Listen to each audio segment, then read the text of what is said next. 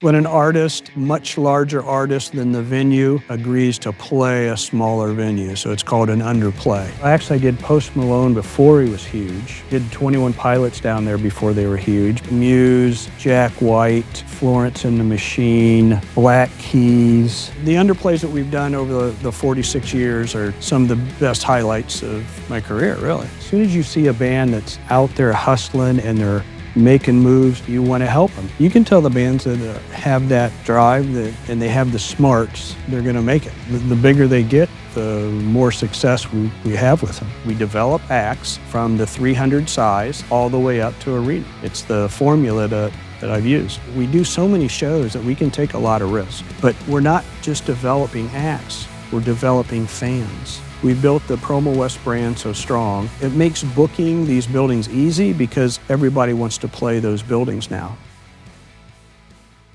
Let's talk about this phrase. What is the definition of an underplay in the entertainment business? It's when an artist, much larger artist than the venue, agrees to play a smaller venue. So it's called an underplay. So it's not developing an act in a small venue, it's taking a big act and putting them in a small venue. The underplays that we've done over the 46 years are some of the best highlights of my career, really.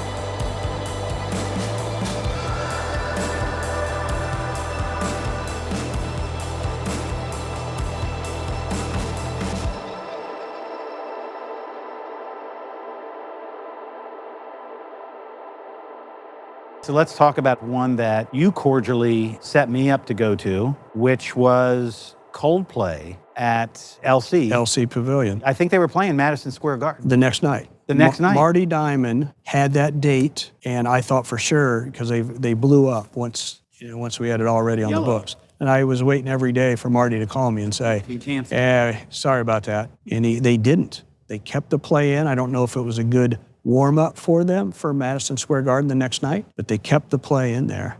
It was awesome. One that I am very interested in, and because it's so local and so Columbus, Ohio rootsy, is Bernie's Bagels. Oh, yeah, okay. On High Street. I know who you're going to talk about. You had Beck play, an underplay, at a bagel shop. At a bagel shop. I think it might have been another Don Mueller call where find us, Scott, a small underground, we want to play like a basement or something small. And instantly I thought of Bernie's Bagels. Call Bernie's Bagels. So I called Bernie's Bagels and cut the deal to do this guy. It sold out. We had the people lined up, got them in for the show. When the show's on, I'm like, God, we got all these people here and it's a Friday night. We could do a second show. So I got a hold of Mueller. Don, can we do a second show? And he's like, yeah, well, talk to the band. And we, figured it out. So Beck announced from the stage, hey, we're going to stick around and do another show if you want to buy a ticket. We sold out. We set a table up over in the corner, sold everybody in the place a ticket, and we sold out a second show with Beck. This kills me, this Kid Rock at Chelsea's. Chelsea's is maybe 200 seats, 150? Yep, same thing. They wanted a small club. Have you ever heard of this band, Scott? Kid Rock out of Detroit. He's awesome. No, I've never heard of him. You got to find a place, small place, and we were booked, and I don't know why it ended up being Chelsea's. Called him and said, hey, we got this band, and I need to put them in there. Yeah, we put Kid Rock in Chelsea's. Sold out. So, yeah. We had a night where we had 2 underplays in the same night. We had Creed, and we had Papa Roach, and we had to do them the same night. I forget, one of them we did we did Creed at Ludlow's and we did Papa Roach. Maybe we did Papa Roach at Chelsea's. 2 underplays in one night. Creed at Ludlow's, that had to be something else. Yeah, Creed. I was like, who's this band Creed? Are you serious? And then more recently, you've had the 1975 at Megacorp. Yep, our new indoor-outdoor facility in Cincinnati. Yeah, 1975, Adam Vanchoff, who works for me, he's the one who brokered that deal in 1975. He's tight with those guys. So yeah, that was a great underplay. Sold out instantly. David Brothers, same thing. Paul Lohr called me for 2 or 3 years in a row. Scott, you got to do this band called the Avett Brothers. Just put them in your basement club, your small club. Like, Paul, I've never heard of the Avett Brothers. So finally I was like, he said, just pay him $1,000. So I said, all right, I'll pay him $1,000. We'll put him in the basement. And you still had not heard of them? And still hadn't heard of them. They sold, I don't think they sold out. I think they sold pretty well, maybe 250 tickets. And then now we do them every year. They sell out wherever we put them. And every show does well. I mean, we almost sell out, if not sell out, every time we do them. 2003 was when Dolph called me and sent me the CD, Dolph Ramser. And my ears were, I think I only got through, one song. It was just this, haunting ballad. The bass player was bowing and the guys were doing these Everly Brother harmonies. The brothers played multiple instruments. They're just really prolific guys, brilliant guys. And I'm like, this is amazing. This is great. I get it. He said, nah, you don't get it. I said, no, man, I get it. He said, nah, you don't get it. He said, man, you got to come to North Carolina and see these guys do this in front of 900 people going nuts. I said, I'm there. I flew to North Carolina, experienced the Carolina passion, and we signed the band. And I don't recall the first time I called Scott, but, he was the guy in Columbus, right? And we needed a place in Columbus. And I just kept calling him, finally saying, man, look, this is a band that you're going to be glad you did. And for the people who stick with us, we're going to stick with you. And if it gets to the point where they outgrow your room and you don't have anything bigger, then you get a lifetime backstage pass, but you're our guy. So Scott's been our guy. You have created a platform for a lot of Columbus or even Ohio or even Midwest artists, which you were instrumental in. McGuffey Lane. Yeah. Tell us a little bit about your commitment when it came to McGuffey Lane and helping nurture and give opportunity to some of these young bands. The first time I did McGuffey Lane at Allen County Fairgrounds. What was I then, 19 years old, and I'm now 64. So I've been doing them they've been around a long time. He was great, man. I mean, he would always be backstage when we went on stage, and we'd always bring a shot back, and we'd always do a ceremonial shot with him. We recorded our 5th album at the Newport called Live on High Street. It was a double album. We started this Zachariah reunion at the bar where we got our bones, so to speak. The second year we played there, Scott showed up at the gig, and he said, unbelievable, I love this show. We're bringing it to the PromoWest Pavilion next year. And ever since then, we've been doing that reunion there every January. That's like 20 years. So there's not probably another person in the music business that I've remained friends with that long. People come and go in this business, and he just stays. He and I laugh. I don't know if he said anything about it, but we've always said, well, you're going to have to speak at my funeral. And I say, well, you're going to have to speak at my funeral. Is there anything such as an overplay instead of an underplay? And by that, I mean, you take on a band and they're getting good radio airplay. It looks like it's going to work out, and it doesn't. Oh, yeah. There's no line. I mean, they're stiffs. A stiff is when a show doesn't do well at all and you lose a lot of money. It doesn't do anywhere near the sales you had hoped. It still goes on, you just lose a lot of money. You have half a dozen of those a year where you're calling the agent going, come on, the band's got at least gross its guarantee. I mean, come on.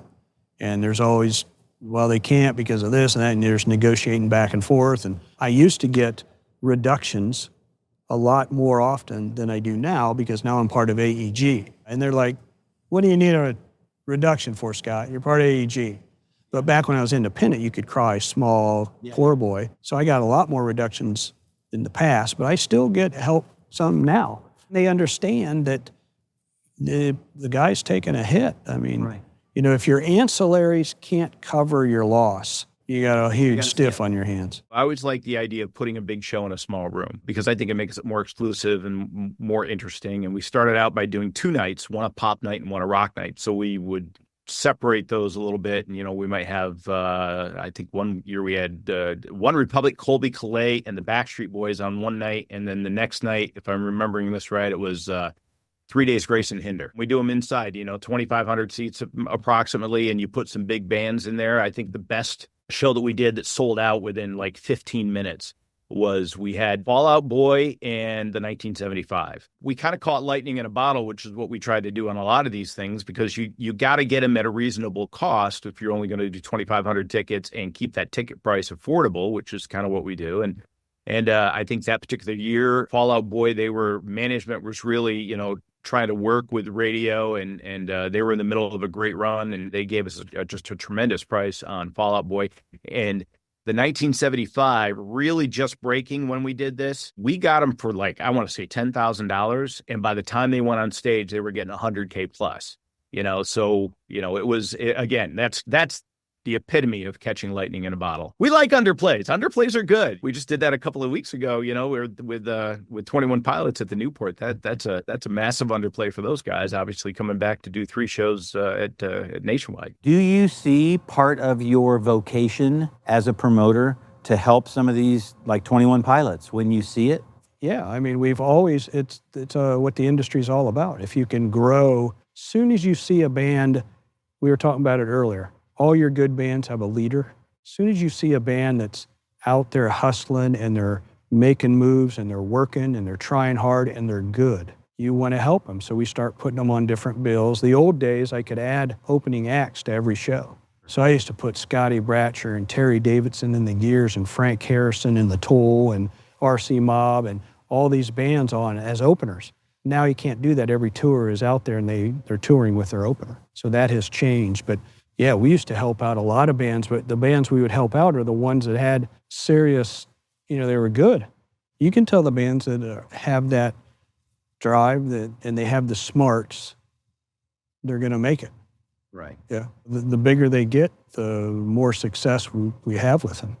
Green Day at the Newport, it was really kind of full circle for me because a gentleman by the name of Mike Amato was the tour manager, and he was the first person to teach me how to sleep on a bus the proper way. And after all these years, we got to do a show together kind of at the same level. And to watch that band and just all of it happen, at the Newport was incredible. And 21 Pilots at any of the venues after they blew up to sell out arenas. This goes back to the PromoWest way. I mean, I'll play at the basement. I'll play at the A&R Bar. I'll play to the Newport. I'll eventually get you to the arenas if I don't get you to stadiums. And loyalty, as we all know, is huge in this business. Your reputation, doing what you say you're going to do, following through, having integrity when you're doing it. I mean, all those things lead into the PromoWest way. The 21 Pilots guys was another example. I mean, he really helped those guys get to where they're at. To us, it's still just, Josh and Tyler. I mean, they're just cool dudes that are musicians and just happen to play big shows, but they're bigger than that, and PromoWest helped them get to that point. We've done a lot of those, and 21 Pilots is definitely one because we have a little area called the Club at Stage AE that holds 400 people. So, God, I think this was like maybe in 2012. They played the club, sold it out. They came back for indoors, sold it out. They came back and played outdoors, sold it out. And then we did them at PPG Paints Arena, sold it out. So that's just one of many bands.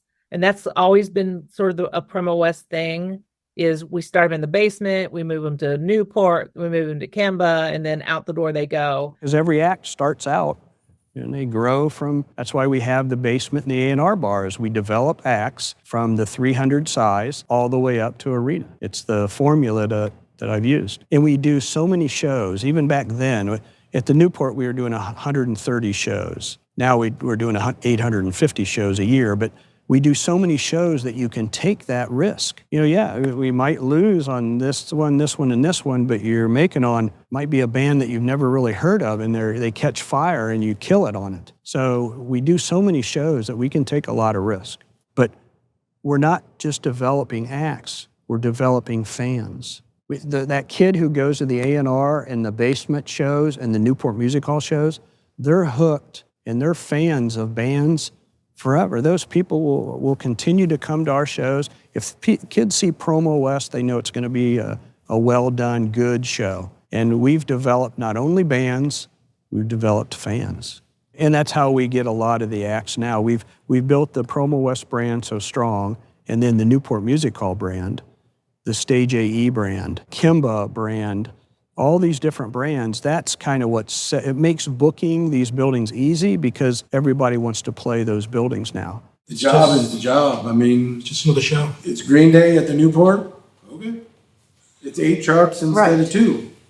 You guys just did 21, so what is that like to take a mega band and stuff them in a 1,700 seat venue? It's just, well, for them, it's what you do. Going into the 21 Pilots, Liz and I were more comfortable than anything else. We've dealt with the band many, many years. It's home for them. They want to do Newport. So a day like that is we know who the tour is. We know who the security director is. We've done advances. We've done conversations. With everybody. With everybody. So it's basically walking in and like, all right, let's clock in. Let's get it over with. It's going to be one of those good days, and it doesn't change it at all. It's just another show. For me, it's basically go on time, get off on time, and no incidents. That's a perfect day. And we get to go home in one piece. That's beautiful. When you brought up underplays, a couple years ago, Foo Fighters, I think they were playing Sonic Temple. Scott called me up and said, they're having problems with the weather. Do you think we could, it was like the middle of the afternoon. Do you think you could staff tonight if we brought Foo Fighters to Kimber? I said, I got you, Scott. What time do you want me to have staff there? It didn't pan out, but those are things Scott would do. Do you think you can do this? Can we get it done in this short period of time? And my answer was always yes. He was asking, but he already knew the answer. He knew the answer. He knew the people that he surrounds himself with get the job done. So it was respect to say, can you do it? With the sidebar of, I know you can.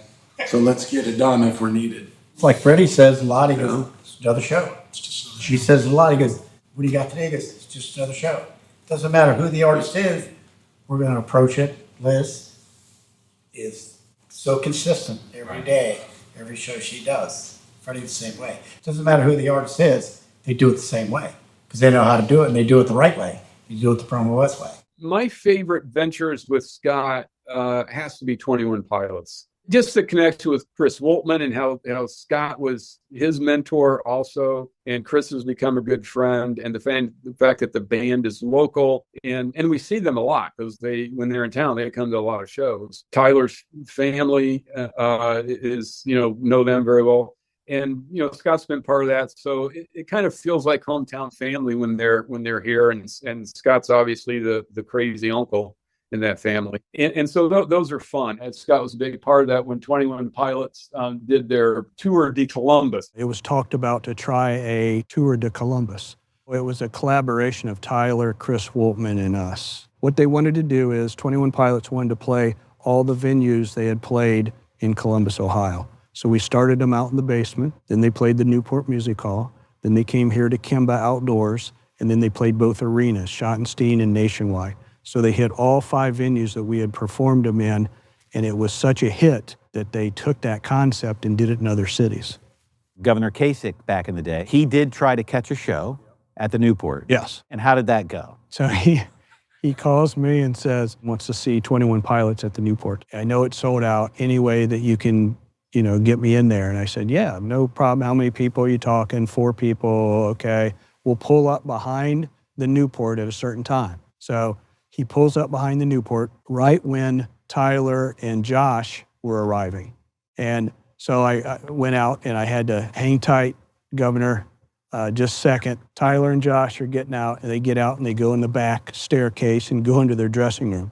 So Governor gets out, I walk him down the side of the Newport, he goes up the staircase, and we go into the upstairs door all the way up the top. So he watches the show in the balcony. So he turns to me, I check on him periodically. I check on him, he goes, hey, we're gonna leave a little early. We're gonna leave right after this song here. So the show is almost over. So I go, okay, we'll take you out this side door right here. So we start to go that direction, and I had forgot Tyler on the second to last song comes up the fire escape and comes in that side door, and he sings a song in the balcony. So we're walking toward the door swings open with the security guards. In comes Tyler running with a microphone, and I got to hold the governor back going, Governor, you can't leave yet. He couldn't get in the building, and he couldn't get out of the building because of Tyler Joseph. You want to hear how Tyler got started? Yes. You want to hear that story? Yes. So Tyler worked for us. Tyler would take tickets. He was guest services. And at the end of the show, at the amphitheater, at the end of the night, you have to go up and rake the cups down the hill. So Liz, who's been with me forever, you got to know Liz. Everybody knows Liz. She went over to Tyler. It was a pouring down rain. It was a killer show. And Liz went over to Tyler and said, Tyler, start at the top of the hill, start raking down. And he said, you know what, Liz? This is my last night. I'm going to be the next Brandon Flowers. And he handed the rake back to Liz. And Liz came up and told me, and we were like, okay, he's going to be the next Brandon Flowers. We were like laughing. He's huge. Bigger, He's bigger than Brandon Brandon Flowers. Or the two of them are bigger than Brandon Flowers. Yeah, and since then, they've been, well, their manager, Chris Woltman, worked for me also. And they've always been loyal. Anytime they play Columbus, Ohio, they play for PromoWest. I was a kid growing up, went to Northland High School, studied jazz and classical bass, had scholarship to go study music, was gigging as a kid, 16, 17, 18 years old. And then I woke up my senior year in high school. I played a Sunday night gig at the Anchor Inn at Morse Road in 71, right? And there was a dude who was playing keyboards for this band that I just filled in for, who was probably 40 at the time, but I was 17. And I'll just never forget looking at him, and he's smoking a cigarette, playing the keyboards. There's like 4 people in the Anchor Inn, and I'm like, I can't do this. And I woke up the next morning and said to my parents, I'm not taking the scholarship. I'm just going to go to Ohio State, is what it is. And I'm like, what does a kid do, right? Like, where do you go? So I go and I knock on the front door to the Newport. It was a Friday afternoon, and I guess my spring semester at Ohio State. Nobody answers. I'm like, well, I know there's steps on the back. The doors open up at the top of the steps on the south side of the building. I climb the steps, thinking what happens when I open the door. So I knock on the door. Scott answers it, kind of with his foot behind the door, thinking like, who's knocking on the door at, 11 o'clock in the morning on a Friday. And I just like went into, I guess what we would say today is the elevator pitch, but it was like just rapid fire. This is my name. This is my backstory. I go to school at Ohio State. I want to work in the music business. And it kind of goes into this nice little conversation. He looks at me and he goes, when can you start? And I go, I can start right now. He literally takes his foot away from the door and he goes, there's your desk. I'm going to give you a list of things you have to do. And that was my first job in the music business. There's nothing that I love more than, and I do it every time, I enter into the Newport off of the back steps on the south side. And it's just like, takes me back to a day that, these days in life, you're like, oh, I remember it like it was yesterday. Even when the agent was trying to cut promoters out, the only 2 that kept dates, Brent Ferdisi in Denver and PromoWest in Columbus. Wow, what's that say about character? That's Chris Woltman saying, you can have Live Nation do everything else, but I'm playing for these 2 guys. Yeah. Live Nation is publicly held. They have to show revenues growing every quarter. We're both in the concert business, but we're driven by different principles. Scott's fiercely independent and built his business over, several decades, and I'm certainly sensitive to that. And I explained to him, we're independent too. We're just the largest independent. We're the same as PromoWest, just bigger. It's very daunting when you work for an independent promoter. It's Scott's money on the line. And that is kind of terrifying, right? We didn't have a corporate partner. We don't have anything to fall back on. Every show was, him writing a check to a band. Scott's always been his own man. He's a combination of old school and new era. He's always been proudly independent. While everybody else was selling and consolidating, he really wanted to maintain that. When the industry is making this statement that you are a person that should help discuss the future of live music, how do you see it in this industry of consolidation? What do you think it'll be, Scott?